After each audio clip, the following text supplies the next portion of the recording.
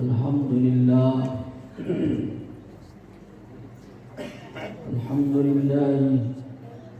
نحمده ونستعينه ونستغفره ونؤمن به ونتوكل عليه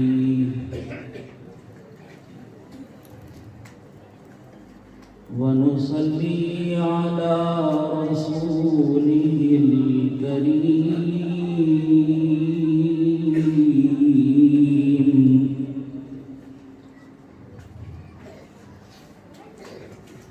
أما بعد فأعوذ بالله من الشيطان الرجيم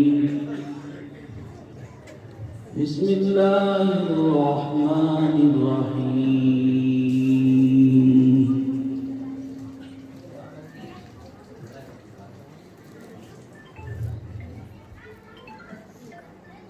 ألا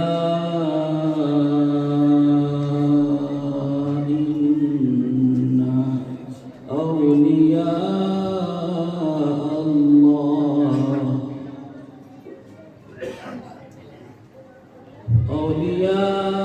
الله لا خوف عليهم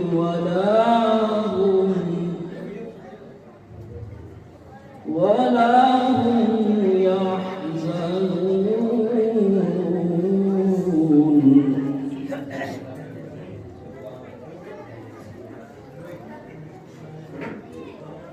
حضرات سامعین اکرام،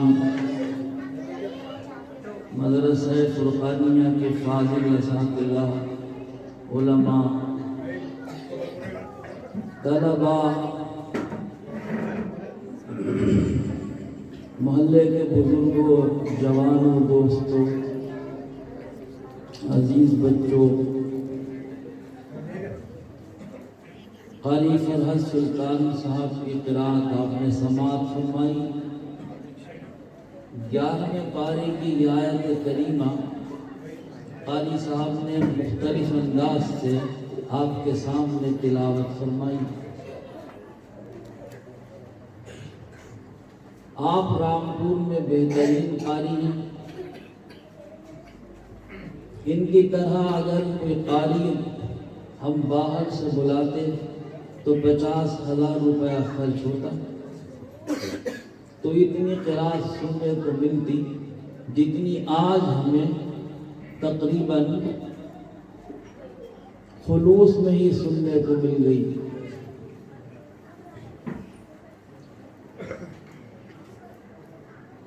ایک دن ہمارے پیر و مرشد نے یہ فرمایا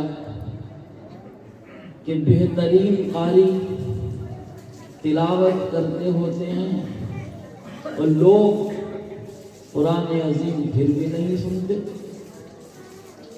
تو قرآن کا ادب اور قرآن سے محبت قرآن کو سننا ہے۔ اگر سننے والے قرآن نہ سنیں تو قرآن کو نہ پڑھا جائے،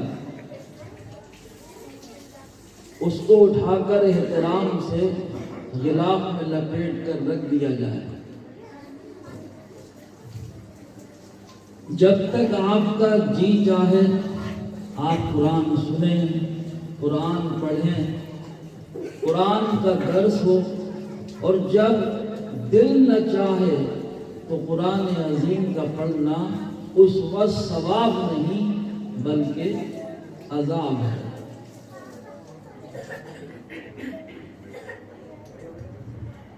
یہ بات قرآن عظیم میں بھی مذکور ہے، وَنُنَزِّلُ مِنَ الْقُرْآنِ مَا هُوَ شِفَاءٌ۔ قرآن عظیم میں وہ چیز بھی ہے جس کے اندر بندوں کی شفا ہے، وَرَحْمَةٌ لِلْمُؤْمِنِينَ، اور مومنوں کے لیے اللہ کی رحمت ہے۔ پھر اس کے بعد فرمایا کہ وَلَا يَزِيدُ الظَّالِمِينَ إِلَّا خَسَارًا۔ جو لوگ قرآن کو محبت سے، اس کے احترام سے نہیں پڑھتے، ان کے لیے قرآن میں پھر سوائے خسارے اور نقصان کے کچھ نہیں ہے۔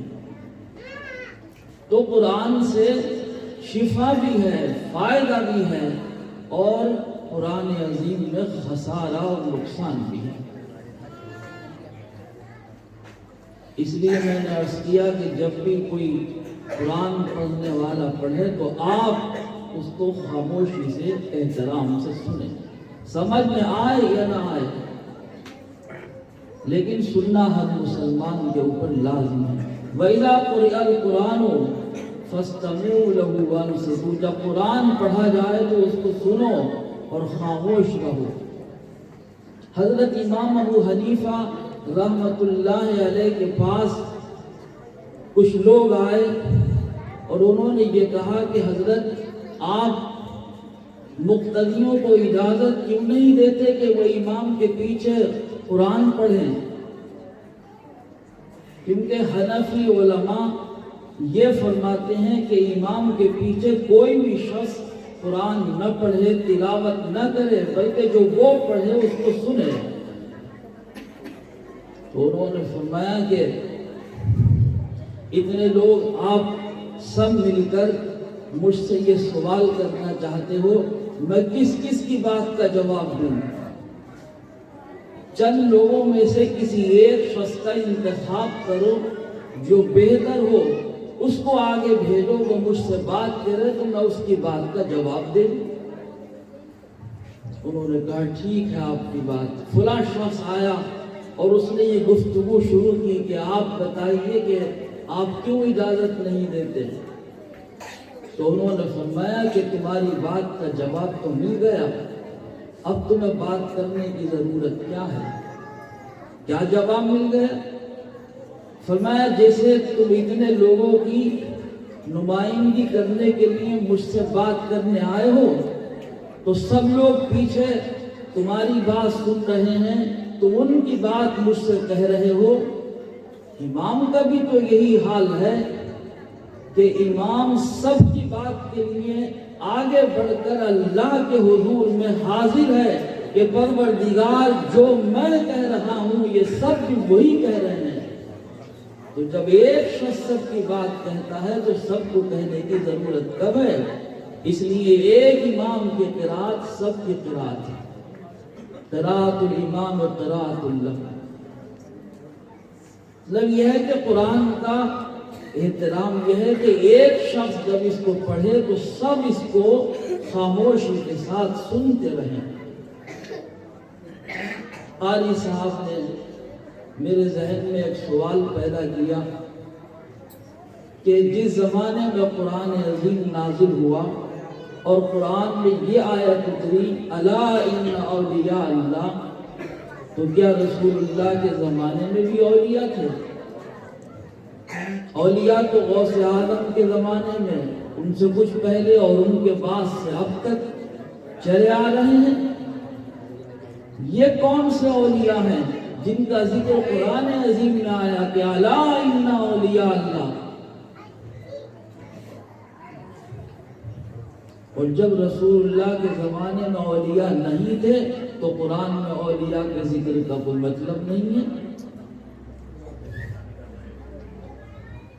یہ سب علماء بیٹھے ہوئے ہیں، اس بات پہ غور فرمائیں گے، لیکن کچھ واقعات ایسے ملتے ہیں جس کے اندر ولیوں کی خوشبو پائی جاتی ہے، ولایت کی خوشبو، مہک۔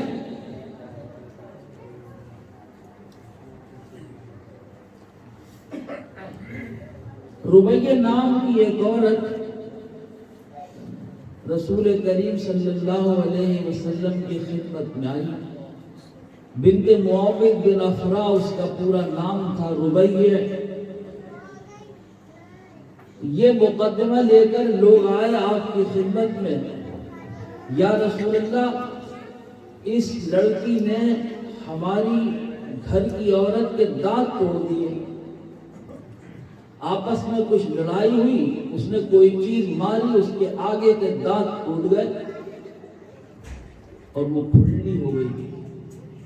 تو انہوں نے کہا کہ ہم اپنا فیصلہ رسول اللہ سے کرائیں گے، یہ بات والے لوگ ہیں، عزت والے ہیں، یہ چاہتے ہیں کہ ان کی عورت کا دانت نہیں ٹوٹے، یہ کچھ پیسے لے کر مان جائیں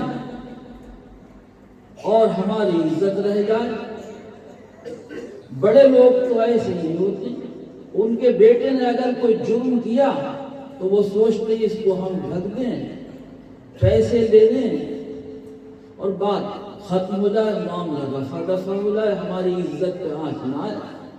مگر انصاف کا یہ تقاضا نہیں ہے کہ پیسے دے کر اس کو ختم کر دیا جائے، انصاف تو قانون سے ہوگا۔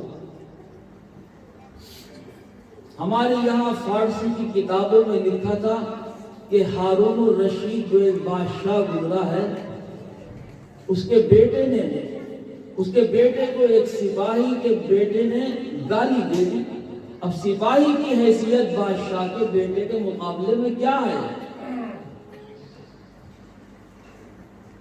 بیٹے نے آ کر اپنے باپ سے یہ شکایت کی کہ فلاں سپاہی زادے نے مجھے ماں کی گالی دی ہے۔ تو انہوں نے کہا کہ بیٹے، پہلی بات تو یہ ہے کہ تو اس کو معاف کر دے، اور اگر تیرے دل میں معافی کی گنجائش نہیں ہے تو اس کو بھی گالی دے دے، گالی کے بدلے گالی، تیرا دل بھی صاف ہو جائے۔ لیکن تو اگر یہ چاہے کہ میں اس کے خلاف کوئی قدم اٹھاؤں تو یہ نہیں ہوگا۔ تو بادشاہ کا بیٹا اپنے آپ کو سمجھ کر یہ مت سمجھنا کہ رعایا کے ساتھ کوئی ظلم ہوگا، ظلم نہیں ہوگا۔ رسول کریم صلی اللہ علیہ وسلم نے فرمایا کہ بھائی قرآن میں یہ ہے کہ وَالسِّنَّ بِالسِّنِّ، اگر کوئی دانت توڑ دے، بِالنَّفْ وَالْعَيْنَ بِالْعَيْنِ وَالْأَنْفَ بِالْأَنْفِ وَالْأُذُنَ بِالْأُذُنِ وَالسِّنَّ بِالسِّنِّ، یہ سب قرآن عظیم میں مذکور ہے۔ دانت کے بدلے دانت توڑا جائے گا، اس کو آگے بڑھاؤ اور اس سے کہو کہ یہ بھی اس کا دانت توڑ دے، بات ختم ہو جائے۔ تو ربیہ کے گھر والوں نے کہا یا رسول اللہ نہیں، دانت تو نہیں توڑا جائے گا۔ کیوں نہیں توڑا جائے گا جب قرآن میں ہے تو؟ یا رسول اللہ نہیں، دانت تو نہیں توڑا جائے گا۔ بھائی جب قرآن میں اللہ تعالیٰ نے یہ فرما دیا کہ تم یہ کیوں کہہ رہے ہو کہ دانت نہیں توڑا جائے گا؟ میں کہتا ہوں کہ دانت توڑا جائے گا اور تم کہہ رہے ہو کہ نہیں توڑا جائے گا۔ تھوڑی دیر کے بعد ایک دم یہ ہوا کہ جس لڑکی کے دانت توڑے گئے تھے تو اس کے گھر والے بولے یا رسول اللہ اب دانت تو ٹوٹ ہی گیا، وہ واپس تو آئے گا نہیں، ایسا ہے کہ ہمیں دیا دلوا دیجیے دانت کی، یعنی پیسے دلوا دیجیے۔ ارے تو حضور نے فرمایا کہ مجھے نہیں معلوم تھا کہ یہ شخص جو ہے یہ اتنا اللہ کے یہاں مقبول ہے کہ اس کی بات سن لی جائے گی۔ میں کہتا تھا کہ دانت توڑا جائے گا اور یہ کہہ رہا تھا کہ دانت نہیں توڑا جائے گا، بات اس کی مانی گئی اور اللہ نے اس کے دل میں یہ ڈالی کہ وہ اس کے دانت نہ توڑے، وہ پیسے لے کر معاملہ ختم کر دے۔ پھر اس کے بعد فرمایا کہ بہت سے لوگ ایسے ملیں گے تمہیں کہ جو دیکھنے میں کچھ خوشحال نہیں ہوں گے، کوئی کپڑے بھی صاف ستھرے نہیں پہنے ہوں گے، صورت بھی عجیب سی ہوگی، پلا گندہ، رب رجل مدفوع بالابواب اشعث اغبر۔ کتنے لوگ ایسے ہیں کہ جو دھکے دے کر دروازوں سے نکال دیے جاتے ہیں، جاؤ نہیں ہے ہمارے پاس دینے کو، لوگ دھکے دے کر دھتکار کے نکال لیتے۔ مدفوع بالابواب، سر سے پاؤں تک دیکھو تو عجیب سی صورت، مگر فرمایا لو اقسم علی اللہ لا برو، اگر اللہ کے نام کی قسم کھا لے تو اللہ کو اس کی قسم کی لاج رکھ کے پورا کر دے۔ اس میں کہ بھی اولیاء ہوتے ہیں کہ دل میں جو بات آئی وہ اللہ کے یہاں پہنچ گئی، قبول ہو گئی، کام ہو گیا۔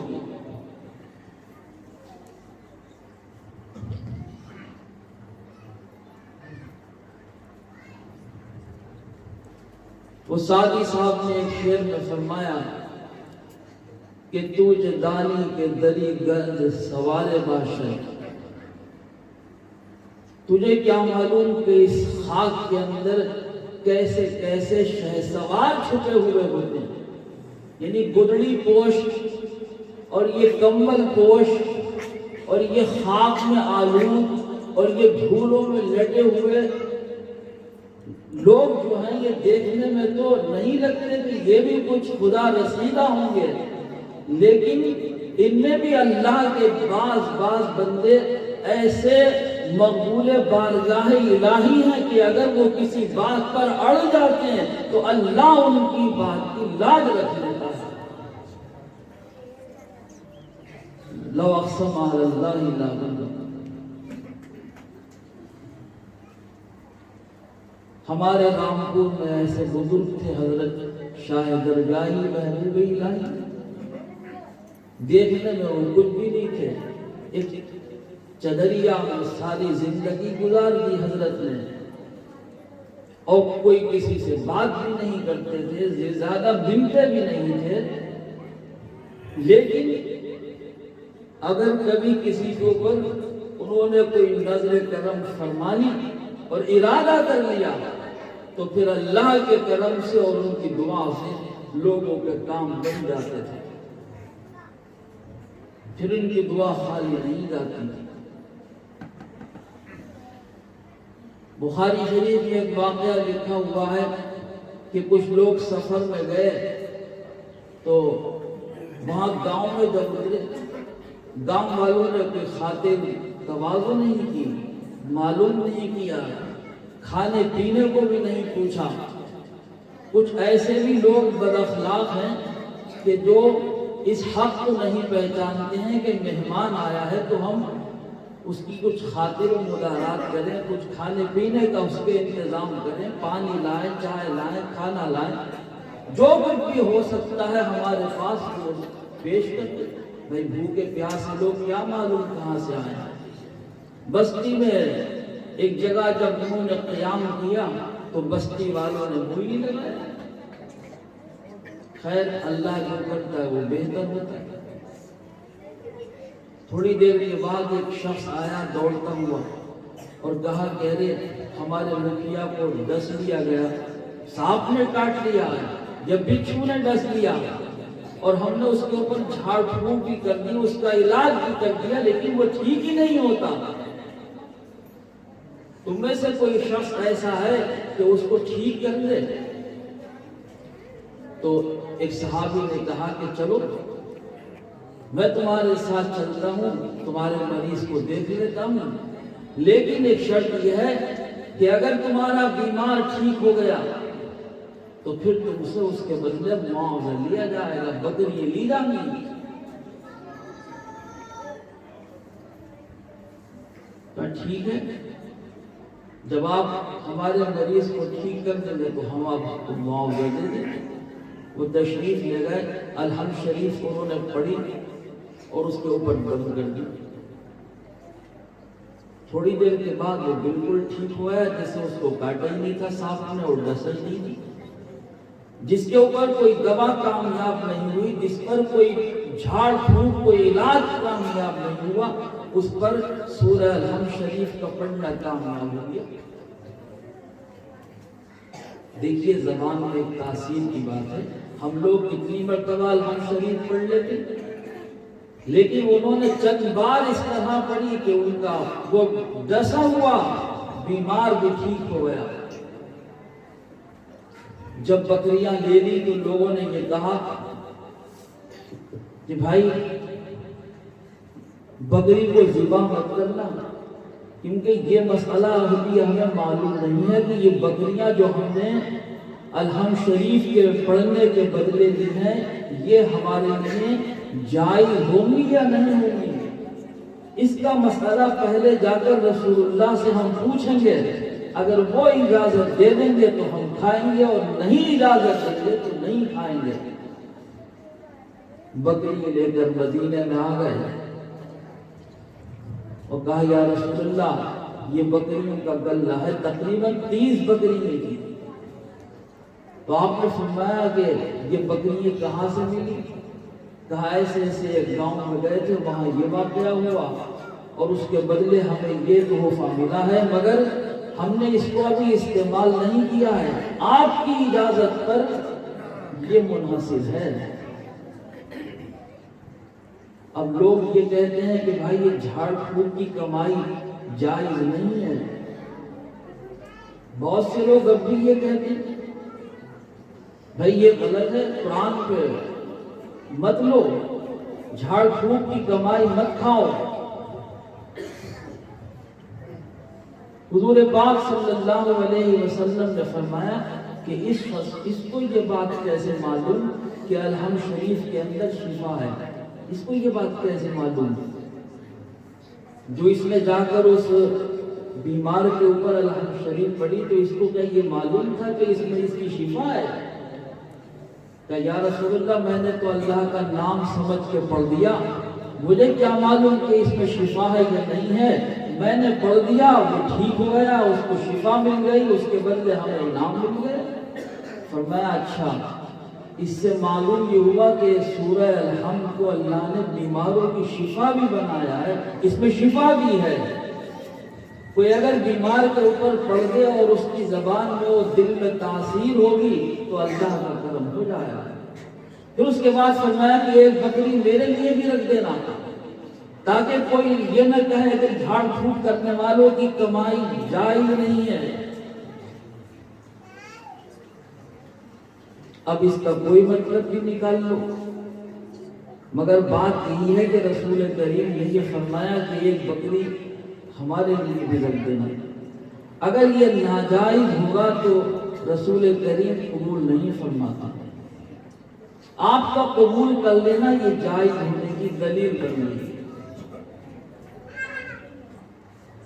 کچھ لوگوں میں ایک بار یہ اختلاف ہوا کہ یہ جو خرگوش ہے، ایک شخص نے خرگوش کا شکار کر لیا، شکار تو کر لیا، لیکن اب یہ کہ اس کو ہم کھا سکتے ہیں یا نہیں کھا سکتے ہیں، لوگ پھر روک گئے کہ بھائی تھوڑا سا گوشت رسول اللہ صلی اللہ علیہ وسلم کو پہنچا دو، اگر آپ نے قبول کر لیا تو اس کا مطلب یہ ہے کہ خرگوش جائز ہے، اور اگر واپس کر دیا تو پھر یہ سمجھ لو کہ منع ہے، ناجائز ہے، نہیں کھا سکتے۔ وہ لے گئے، حضور نے قبول فرما لیا۔ اب اس کے بعد کیا کیا یہ نہیں معلوم، اس کو کھایا یا کسی کو تحفتاً دیا، لیکن قبول فرما لیا۔ فقبلہ، خرگوش جائز ہو گیا۔ تو کسی چیز کا کھا لینا، کسی چیز کا قبول کر لینا، یہ اس بات کی علامت ہو گئی کہ وہ چیز شریعت میں جائز ہے۔ عرفات کے دن 9 تاریخ کو جب رسول اللہ صلی اللہ علیہ وسلم عرفات کے میدان میں تھے، 9 تاریخ کو لوگ حج کے موقع پر عرفات میں ہوتے ہیں، تو کچھ لوگوں نے یہ کہا کہ بھائی رسول اللہ کا تو آج روزہ ہے، کچھ لوگوں نے کہا نہیں روزہ نہیں۔ اب لوگوں میں یہ بھی اختلاف ہو گیا، کسی نے کہا کہ روزہ ہے، کسی نے کہا روزہ نہیں ہے۔ تو رسول کریم صلی اللہ علیہ وسلم کی جو چچی تھی ام الفضل، حضرت عباس کی بیوی، تو انہوں نے کہا کہ ابھی رک جاؤ، معلوم ہو جائے گا کہ روزہ ہے یا نہیں ہے۔ دودھ کا پیالہ بھر کر خدمت میں بھیج دیا، کہا یہ لے جا کر رسول اللہ کو پیش کر دو، اگر آپ کا روزہ ہوگا واپس کر دیں گے اور نہیں ہوگا تو قبول فرما لیں گے، وہ پی لیں گے۔ جب وہ شخص لے کر پہنچا تو آپ نے پیالہ قبول کر لیا، پوچھا کس نے دیا ہے، کہا ام الفضل نے بھیجا ہے، سب کے سامنے پی لیا۔ لوگوں نے کہا کہ دیکھو آپ کا روزہ نہیں ہے۔ یہ بھی اختلاف ختم ہوا کہ بھائی عرفات کے دن 9 تاریخ کا روزہ جو ہے یہ مسنون نہیں ہے، کوئی نفلی رکھ لے اس کا اختیار ہے، اس کی مرضی ہے، لیکن سنت سمجھ کے 9 تاریخ کا روزہ نہیں رکھا جائے گا۔ اس طرح کے بہت سے اختلافات سامنے آتے تھے اور رسول کریم صلی اللہ علیہ وسلم کی مبارک سنتوں سے وہ حل ہو جاتے تھے۔ بہرحال کہنا یہ تھا کہ یہ بھی ایک ولایت کی جھلک تھی کہ ایک شخص نے الحمد شریف پڑھی اور اس کو شفا مل گئی۔ یہ ولایت ہی تو ہے، یہ عام آدمی کا کام نہیں ہے۔ کسی مریض پہ اگر دوا بھی کام نہ کرے، جھاڑ پھونک بھی کام نہ کرے، تو اس کو لا علاج مریض قرار دیا جاتا ہے، مگر پڑھنے والے نے الحمد شریف کی دل سے پڑھی ہے، اللہ نے اس کے بدلے اس کو شفا دی۔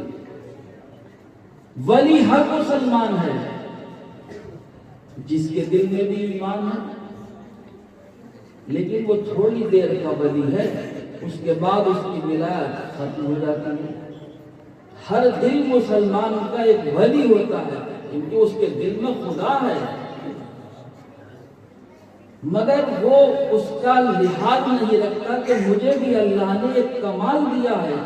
ولی کی پہچان یہ ہے کہ اگر اس سے کسی کو شفا ملی تو وہ سمجھتا ہے کہ یہ اللہ کا کرم ہے، اب آج سے میں اس کو سنبھال کر رکھوں، یہ خدا کا انعام ہے۔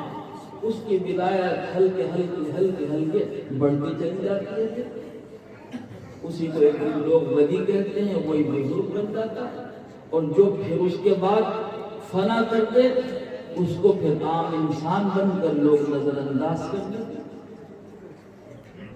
ولی کوئی اپنی ماں کے پیٹ سے ولی پیدا نہیں ہوتے، دنیا میں آنے کے بعد خدا تعالیٰ جس کو بھی نواز دے، جس کا بھی انتخاب فرما دے، وہ ولی ہو جاتا، مگر اس کی نعمت کا احساس تو دل میں رہے، قدردانی تو ہو۔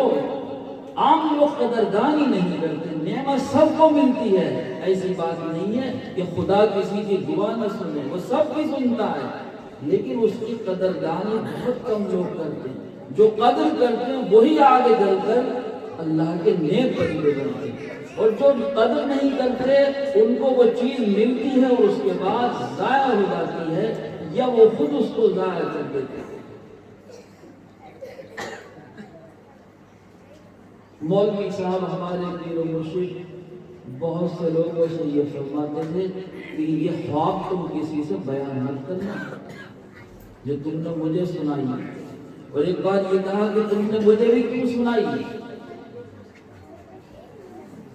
میرے محلے کا ایک جوان مجھ سے کہہ رہا تھا کہ میرے اندر ایک کمال پیدا ہو گیا تھا پڑھتے پڑھتے، لیکن میں نے اپنی بہن کو وہ بات بتا دی، اس دن سے وہ چیز ختم ہو گئی۔ تو اس کا مطلب یہ ہے کہ کمال سب کو ملتا ہے، اللہ کے سب بندے ہیں۔ ایک کافر بھی خدا سے دعا مانگتا ہے تو دعا اس کی بھی سنی جاتی ہے۔ قرآن عظیم کے 21ویں پارے میں لکھا ہوا ہے کہ باری تعالیٰ ان بندوں کی دعا بھی سنتا ہے جو اس کے ساتھ شرک کا معاملہ کرتے ہیں۔ جب وہ دریاؤں میں ان کی کشتیاں بھور میں پھنس جاتی ہیں تو پھر وہ اسی خدا کو پکارتے ہیں جو ان کے دل میں بسا ہوا ہے۔ فَإِذَا رَكِبُوا فِي الْفُلْكِ دَعَوُا اللَّهَ مُخْلِصِينَ لَهُ الدِّينَ، جب وہ کشتیوں میں سوار ہوتے ہیں تو خدا کو بڑے خلوص کے ساتھ پکارتے ہیں۔ یہ کافر کے لیے ہے۔ فَلَمَّا نَجَّاهُمْ إِلَى الْبَرِّ إِذَا هُمْ يُشْرِكُونَ، جب ہم نے ان کو نجات دے دی اور ان کو کنارے لگا دیا تو دوبارہ پھر شرک کے اندر چلے گئے۔ تو خدا سب کی سنتا ہے، وہ اللہ ہے، خالق ہے، سب کا مالک ہے، زندگی میں سب کو ایک موقع ضرور دے گا۔ اگر تم نے اس موقع کی قدر نہیں کی تو پھر مایوس مت ہونا۔ قیامت کے دن اگر آپ بھی کہو گے کہ پروردگار یہ دعا میری نہیں سنی گئی تھی، تو اس کا جواب یہ نہیں ہوگا۔ جواب یہ ہوگا کہ تمہیں ایک نعمت ملی تھی، تم نے اس کی قدر نہیں کی تھی، اس کے بعد تمہاری نعمتیں بند کر دی گئیں، تم بعد میں مایوس ہو گئے۔ اللہ رب العزت اپنی نعمتوں کا احساس ہمیں عطا فرمائے، اور جو بھی اس نے جس کو بھی دیا ہے اس کی قدردانی کی اسے توفیق عطا فرمائے۔ کسی کے پاس کوئی دولت رہتی نہیں ہے، آج آپ کے پاس پیسہ ہے، ہو سکتا ہے کل کو نہ ہو۔ آپ کے پاس قرآن عظیم ہے، ہو سکتا ہے کل کو نہ ہو۔ ایک شخص نے مسجد میں کوئی آیت تلاوت کی، مسجد بالکل برابر تھی، مسجد نبوی روضہ شریف کی برابر بات تھی، تو مسجد کی آواز گھر میں آئی، تو آپ نے فرمایا اللہ تعالیٰ اس شخص کے اوپر رحم فرمائے کہ میں یہ آیت بھول گیا تھا، جب اس نے پڑھی تو مجھے یاد آ گئی۔ بہت سی چیزیں ایسی ہیں کہ انسان بھول جاتا ہے، اسے یاد نہیں آتی۔ قرآن دولت، پیسہ، صحت، عزت، شہرت، شفا، ولایت، علم، یہ سب چیزیں اللہ کی طرف سے ہر بندے کو جو اس سے دعا مانگتا ہے، کوشش کرتا ہے، ملتی ہے، لیکن جو قدردانی کرتا ہے اس کی بڑھتی رہتی ہیں، اور جو ناقدری اور ناشکری میں پڑ رہا ہے وہ بھول گیا خدا کو، نعمتیں چھن جاتا ہے۔ آدمی سوچتا ہے کہ یہ تو میں نے حاصل کیا، نہیں میں نے کمایا۔ جب حضرت موسیٰ نے قارون سے کہا تھا کہ یہ جو تیرے پاس خزانے ہیں کچھ اللہ کی راہ میں بھی اس میں سے دے دے، صدقہ کر دے، تو اس نے کہا کہ یہ تو سب کچھ میرا کمایا ہوا ہے۔ پھر اس کے بعد کیا ہوا؟ پورا لشکر دھس گیا زمین میں، سارے خزانے دھسا دیے گئے، وہ خود بھی دھس گیا۔ فَخَسَفْنَا بِهِ وَبِدَارِهِ الْأَرْضَ فَمَا كَانَ لَهُ مِنْ فِئَةٍ يَنْصُرُونَهُ، کوئی جماعت ایسی نہیں تھی جو اس کو بچا لیتی تھی۔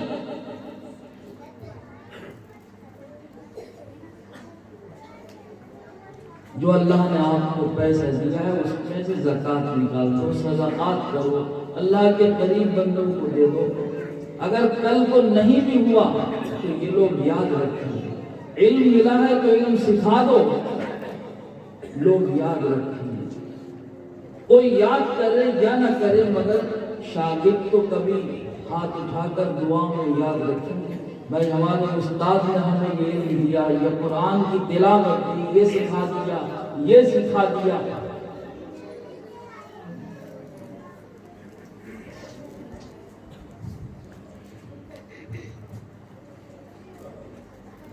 رسول پاک صلی اللہ علیہ وسلم کے زمانے میں یہ ولایت کا سلسلہ تھا، صحابہ میں تھا، ان کے کرامات جگہ جگہ مذکور ہیں کہ کہیں کسی کا کوئی تذکرہ، کوئی کرامت ملتی ہے۔ یہ بات میں نے اس لیے کہی کہ کچھ لوگ یہ کہتے ہیں کہ یہ ولایت کوئی چیز نہیں ہے، یہ بعد میں پیدا ہوئی ہے۔ رسول اللہ کے زمانے میں کون ولی تھا بتاؤ؟ بھائی غوث اعظم تو 500 برس کے بعد ولی پیدا ہوئے، خواجہ صاحب تو اتنے عرصے کے بعد پیدا ہوئے۔ ارے بھائی کوئی اگر ولی ہوتا تو رسول اللہ کے زمانے میں بھی تو ولی ہوتا۔ یہ ولایت اتنے زمانے کے بعد جو آئی ہے یہ غلط ہے، اس کو کوئی ولی نہیں مانا۔ تو میں نے یوں عرض کیا کہ یہ ولایت 500 سال کے بعد نہیں پیدا ہوئی ہے، ولایت حضور کے زمانے میں بھی تھی لوگوں میں۔ ولایت کا مطلب تقرب الہی، اللہ کا قرب بہت سے بندوں کو حاصل تھا، ان کے کرامات اور ان کی بزرگیوں کا اور ان کی مکارم کا ذکر موجود ہے۔ جسے 2 واقعہ میں نے آپ کو سنا، اس طرح اور بھی حدیثوں میں بہت سے واقعات۔ 2 لوگ ملے، رسول اللہ صلی اللہ علیہ وسلم کے پاس سے رات کا وقت ہو گیا، اندھیرا ہی اندھیرا، کوئی راستہ نہیں دکھتا، روشنی نہیں، ہاتھ میں جو لاٹھی تھی وہ روشن ہو گئی۔ یہ روشنی کہاں سے آ گئی؟ لکڑی میں روشنی آئی اور اس سے سب راستہ روشن ہو گیا، اسی کی روشنی میں اپنے گھر پہنچ گئے۔ کیوں یہ میرا یا آپ کا کام ہے؟ لکڑی میں کوئی روشنی پیدا کر سکتا ہے؟ یہ ولایت ہی کی تو بات ہے، یہ کرامت ہی تو ہے۔ تو یہ رسول اللہ کے صحابہ کی باتیں ہیں، ان کے صحبت سے فیض یافتہ لوگوں کی بات ہے۔ اس لیے ولایت کی جڑیں جو تھیں وہ آپ کے زمانے میں موجود تھیں. ایسا نہیں ہے کہ یہ 100 برس کے بعد یا 200 برس کے بعد لوگ ولی کہنے لگے. ایک صاحب کہہ رہے تھے کہ یا لا ان اولیاء اللہ کی جو آیت ہے یہ ان اولیاء اللہ کے لیے نہیں ہے جن کے لیے لوگ بتاتے ہیں، یہ حضور کے صحابہ کے لیے ہے. الا ان اولیاء اللہ لا خوف علیہم. انہوں نے کہا بات ٹھیک ہے صحابہ کے لیے ہے تو صحابہ بھی تو ولی تھے. اگر یہ ولی نہیں ہوتے تو ان کے اس طرح کے کرامات اور یہ بزرگیاں کہاں ملتی. ہمارا اور آپ کا کام یہ ہے کہ اگر کوئی بزرگ مل جائے تو اس کی قدر کریں، اس سے دعائیں حاصل کریں. اگر وہ کوئی بات بتا دے تو اس کے اوپر عمل کرنے کی کوشش کریں. ایک بات بھی اگر کسی بزرگ کی آپ نے مضبوطی سے تھام لی تو انشاءاللہ وہ آپ کی کامیابی کے لیے کافی ہوگی. بزرگوں نے بہت کم باتیں لکھی ہیں اور کم باتیں کہی ہیں لیکن اس کے اوپر عمل زیادہ کیا ہے. آج ہمارے پاس علم بہت ہے لیکن عمل کم ہے. لوگوں کے پاس بھی بہت ہے مگر اس کے لحاظ سے اس پر عمل کم ہے. اللہ تعالی آپ کی یہ محفل اپنے دربار میں مقبول فرمائے. حضرت غوث اعظم رحمۃ اللہ علیہ کے نام سے آج کی اس محفل کو سجایا گیا. ان کے واقعات مولوی راحیل اختر صاحب نے اور دیگر مقررین نے آپ کے سامنے بیان فرما دی. اور ان کے تو کرامات اتنے ہیں کہ پوری دنیا کے مسلمانوں میں سے ہر ایک کو کچھ نہ کچھ یاد ہے. مجدد صاحب نے لکھا ہے کہ سب سے زیادہ کرامتیں اولیاء میں اگر کسی سے ظاہر ہوئی ہیں تو وہ حضرت غوث اعظم کی ذات ہے. ان کی پوری زندگی ایک کرامت ہے. عشق الہی میں ڈوبے ہوئے جن لوگوں نے ان کا مادہ تاریخ نکالا ہے عشق. یہ جس دن وہ پیدا ہوئے تھے وہ عشق تھا، یعنی عشق الہی میں پیدا ہوئے اور پوری زندگی عشق الہی میں گزری اور عشق الہی میں دنیا سے تشریف لے گئے. فرمایا کہ انا الحسنی والمقتا مقامی واقدامی علی عنق الرجال. میں امام حسن کا بیٹا ہوں، حسنی، اور مقتا میرا مقام ہے اور میرے یہ قدم اولیاء کی گردنوں پر ہیں. واقدامی علی عنق الرجال.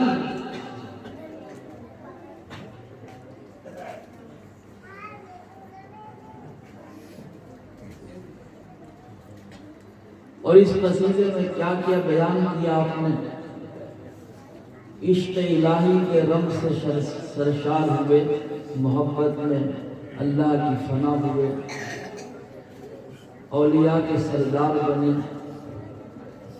آج 1000 برس تقریباً گزر گئے مگر پوری دنیا کے مسلمانوں کو جانتے پہچانتے. باری تعالیٰ ان کی فیوض و برکات ہم سب کو عطا فرمائے، ساری امت کو عطا فرمائے.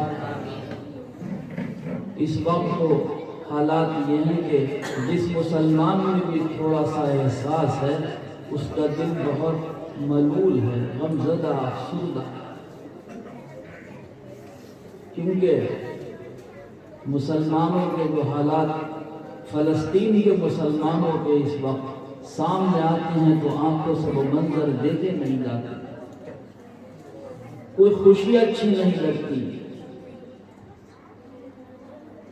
دل میں اگر احساس ہے تو کھانا اور پینا اچھا نہیں لگتا کہ ہمارے بھائی ان کا خون پانی کی طرح بہایا جاتا ہے.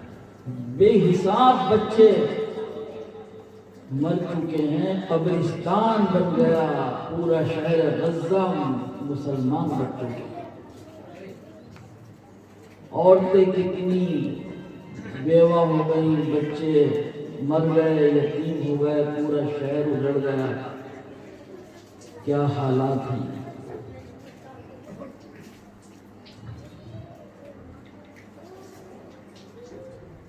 کوئی دعا بھی کامیاب نہیں ہوتی۔ ایک دن رسول اللہ صلی اللہ علیہ وسلم تشریف لائے اور فرمایا کہ وَيْلٌ لِلْعَرَبِ مِنْ شَرٍ قَدِ اقْتَرَبَ، بھائی عرب میں تباہی آنے والی ہے۔ حضرت ام سلمہ کہنے لگی یا رسول اللہ کیا ہو گیا؟ فرمایا کہ یاجوج و ماجوج کی دیوار اتنی کھل گئی ہے، اب یہ لوگ نکل کے آنے والے ہیں اور عرب پہ تباہی آئے گی۔ تو وہ کہنے لگی یا رسول اللہ انہلک وفینا الصالحون، جب لوگ نیک ہمارے اندر موجود ہوں گے تو کیا ہم پھر بھی تباہ ہو جائیں گے؟ یہ نیک کہاں چلے جائیں گے پھر؟ فرمایا ہاں اذا کثر الخبث، جب گندگی زیادہ ہو تو پھر نیکی کام نہیں آتی، جب سیلاب اٹھتا ہے تو پھر کوئی چیز کام نہیں۔ جس وقت عراق میں جنگ ہو رہی تھی تو کچھ لوگ کہہ رہے تھے کہ بھائی کہاں گئے غوث اعظم، تنزیہ کر رہے تھے بھائی عراق میں بغداد میں اتنے بڑے بڑے بزرگ ہیں، یہ جنگ کو کیوں نہیں روکتے؟ تو جنگ کو کیا ہے، سیلاب ہے یہ۔ رسول اللہ صلی اللہ علیہ وسلم جب کبھی ایسا کوئی موقع آتا تھا تو خدا سے پہلے ہی سے دعائیں مانگتے تھے کہ اے مولا میری امت میں کوئی ایسا نہ ہو۔ جب سیلاب آ گیا تو اسے کوئی روک نہیں سکتا، ہاں سیلاب آنے سے پہلے اگر روکنے کا انتظام کرو تو رک سکتا ہے۔ ایک صاحب کہنے لگے مولوی صاحب سے کہ صاحب آندھی آ جاتی ہے اور یہ سب ہمارے پھل گر جاتے ہیں اور ہمیں نقصان ہو جاتا ہے، تو فرمایا تم آندھی کو روک دو۔ تو انہوں نے کہا کہ صاحب آندھی کو کیسے روک دو؟ کہ بھائی آنے سے پہلے تو روک سکتے ہو، لیکن جب آندھی شروع ہو گئی تو پھر نہیں روک سکتے، وہ غلط، پھر تو بہت سے لوگوں کا خون ہو جاتا ہے۔ انہوں نے یہ فرمایا کہ اس کو یہ انتظار کرو، اگر کوئی خبر ہو کہ آندھی آنے والی ہے تو تم پہلے سے اس کی تیاری کرو، اس کا رخ بدل جائے گا۔ اور اگر تم نے بات کو سوچا جب وہ اپنی جگہ سے شروع ہو گئی تو پھر اسے کوئی نہیں روک سکتا۔ فیصلے پھر اللہ کے جب ہو جاتے ہیں تو پھر بدلتے نہیں۔ ایسی کوئی بیمار ہو اگر آپ جلدی کوشش کریں گے تو ٹھیک ہو جائے گا، اور جب وہ لا علاج ہونے کے قریب ہو تو پھر اس میں کوئی دوا و وظیفہ کامیاب نہیں ہوگا۔ جب چیز حد سے اوپر چلی جاتی ہے تو پھر اس کا دنیا میں کوئی علاج نہیں ہوتا۔ اللہ تعالی ہماری گناہوں کو معاف فرمائے، خطاؤں سے درگزر فرمائے، ہیں سب نافرمانی میں گناہ و خطائی اللہ کی ناراضگی کا سبب ہے۔ آمین۔ وآخر دعوانا